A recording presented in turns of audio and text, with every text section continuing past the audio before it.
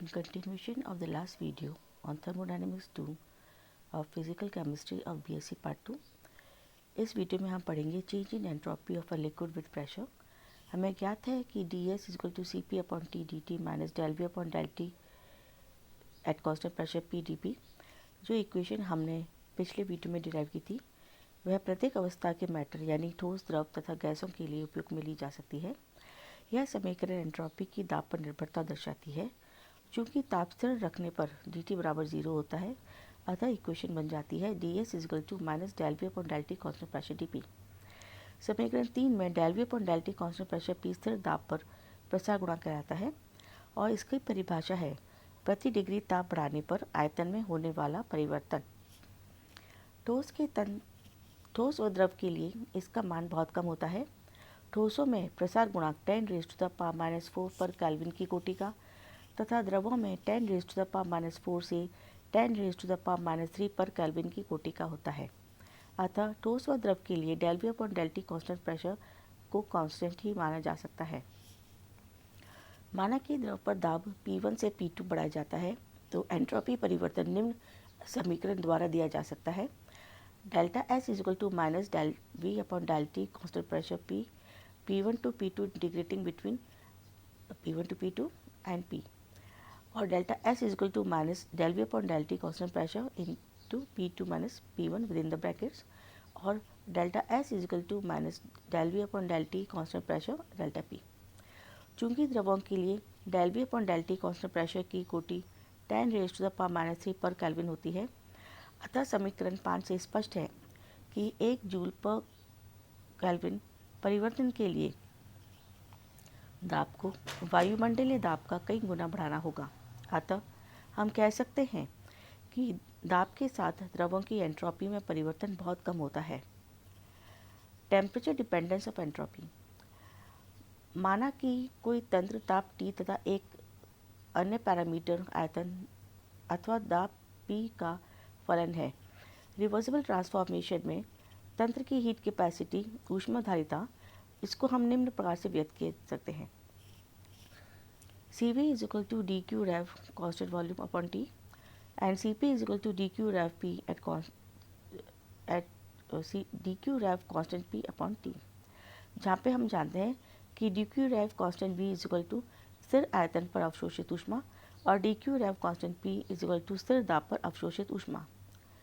समीकरण ds is equal to dq rev upon T जो हमने पिछले वीडियो में ज्ञात की थी, डिराइव की थी, ये इक्वेशन 8, इक्वेशन 7 और इक्वेशन 6, इसके द्वारा हम लिख सकते हैं कि ds is equal to C P upon T D T और del S upon del T V is equal to C V upon T D T को राइट हैंड साइड से लेफ्ट हैंड साइड पर आने पर equation 9 ये रूप ले लेती है।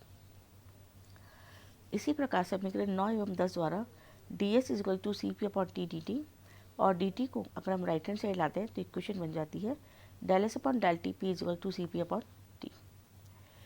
इस प्रकार अवकल del S upon del T constant v तथा del S upon del T P के मान संबंधितता ऊष्माधारिता के मानों को ताप में भाग देकर प्राप्त किया जा सकता है।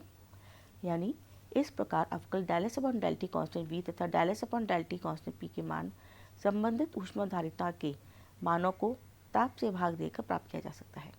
समीकरण 10 और 12 द्वारा ऊष्माधारिता की तुल्य परिभाषा दी जा सकती है, जो कि इस प्रकार है Cv is equal to T del S upon del T constant v तथा Cp is equal to T del S upon del T constant pressure.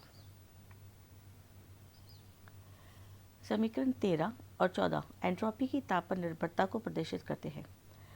अब हम टॉपिक लेते हैं change in entropy with temperature constant v रखते हुए स्थिर आयतन पर ताप के साथ एंट्रोपी में परिवर्तन।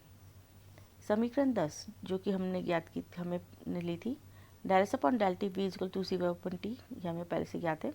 यदि हम इसका ताप T1 से T2 हो जाए तो एंट्रोपी परिवर्तन हो जाता है delta S is equal to integrating within T1 T2 C V T upon T T.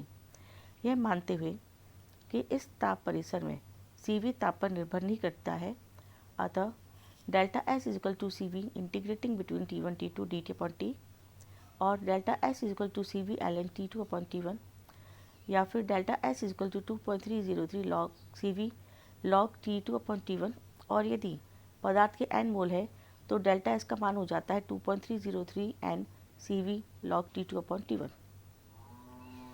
अब हम लेते हैं स्थिर दाब पर ताप के साथ एंट्रोपी में परिवर्तन। समीकरण 12 जो हमने ऊपर ज्ञात की है, del S upon del T del constant pressure is equal to C P upon T के अनुसार यदि ताप परिसर T1 T2 हो जाए तो एंट्रोपी परिवर्तन delta S is equal to integrating between T1 to T2 C P upon T D T.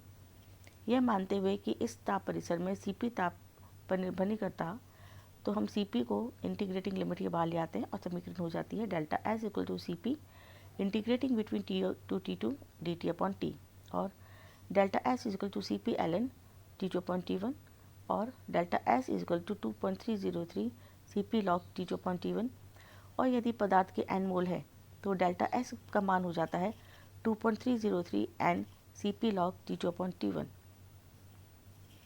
Clauses inequality. Entropy एक अवस्था फलन है जो तंत्र को अवस्था पर निर्भर करती है, यानी तंत्र की अवस्था पर निर्भर करती है। Cyclic integration D S equal to 0। यदि प्रोसेस साइक्लिक हो तो प्रोसेस ए से बी पुनः बी से ए में आता है। Cyclic integration D S is equal to integrating between A to B D S plus integrating between B to A d S, यानी cyclic integration D S is बराबर 0, और हम कह सकते हैं A to B D S is equal to minus integrating B to A d S, अर्थात B से A पर जाने में परिवर्तन ए से बी पर जाने के समान होगा, लेकिन विपरीत साइन वाला होगा तथा इन दोनों का योग 0 होगा। यदि यह माना जाए कि सराउंडिंग से हमेशा ऊष्मा का स्थानांतरण रिवर्सिबल होता है, तो delta S system is equal to minus delta S surroundings, और delta S total is equal to delta S system plus delta S surroundings, यानी delta S T is equal to 0। अतः किसी प्रोसेस की surroundings व system की entropy में कुल परिवर्तन 0 होगा। इससे यह निष्कर्ष निकाल सकते हैं कि रिवर्सिबल प्रोसेस में एंट्रोपी का केवल सिस्टम व सराउंडिंग्स के मध्य स्थानांतरण होता है व कुल एंट्रोपी परिवर्तन 0 होता है।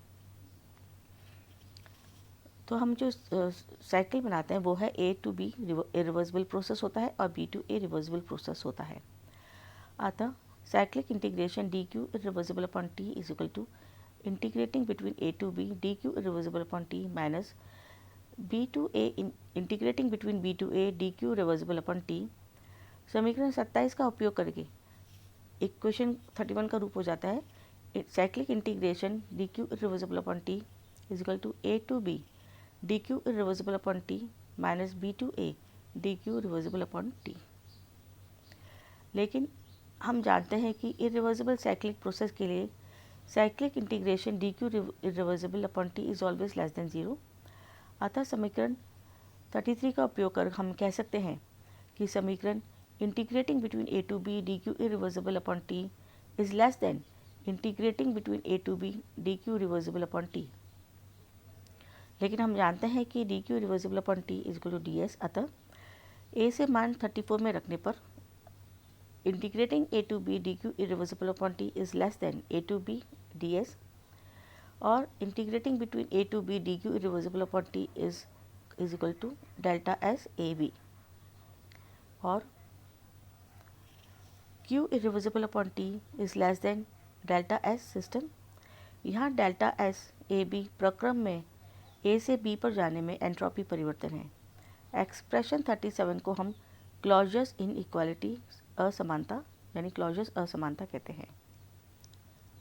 That is all for today. Thank you.